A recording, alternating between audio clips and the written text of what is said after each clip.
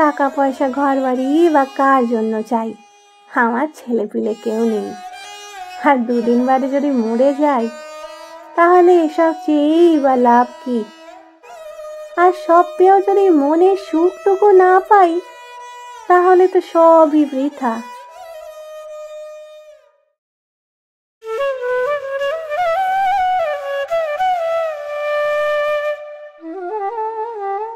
নমস্কার, কণ্ঠে শুভমিতায় সকল শ্রোতা বন্ধুকে স্বাগত জানাই।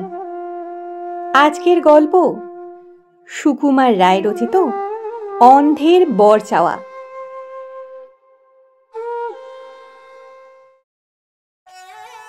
অতি গরিব এক অন্ধ, তার ভারী দুঃখ।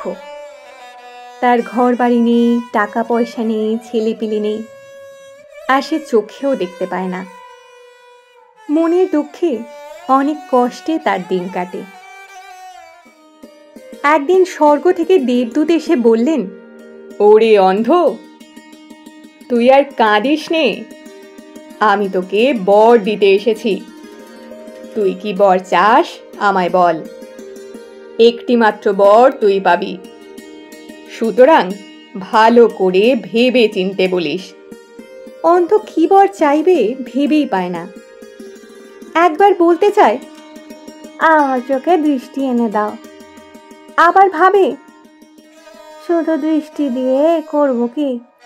বলি টাকা পয়সা দাও কিংবা ঘর বাড়ি দাও। আবার তার মনে হয়, টাকা পয়সা ঘর বাড়ি বা কার জন্য চাই?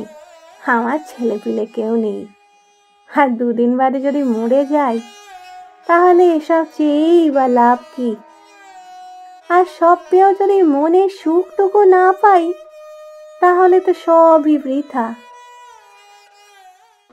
তার ভাবনা দেখে দেবদূত বললেন, আচ্ছা, তুই এখন না বলতে পারিস, না হয় আমি কাল আবার আসবো, তখন বলিস। এর মধ্যে ভালো করে ভেবে রাখ।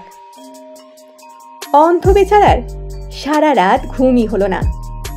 ভোরবেলা দেবদূত আবার ফিরে এসে বললেন, আমি এসেছি, এখন কি বর চাস বল।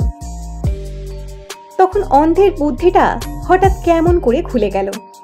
সে লাফিয়ে উঠে বলল, আমায় খালি এই বর দিন যে আমি যেন হাসতে হাসতে দেখে যেতে পারি যে আমার নাতি নাতনিরা চৌতলা বাড়ির সোনার পালঙ্কে বসে আমার চারদিকে খেলা করছে।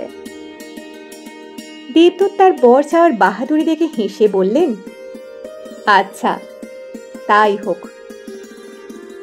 এক বরে অন্ধের ছেলে পেলে, ঘর বাড়ি, টাকা পয়সা, চোখের দৃষ্টি, অনেক বয়স আর মনের সুখ সবই চেয়ে নেওয়া হলো।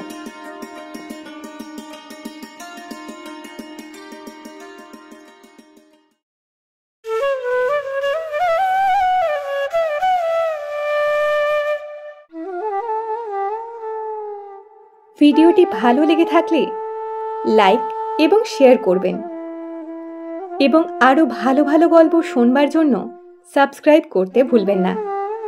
ধন্যবাদ।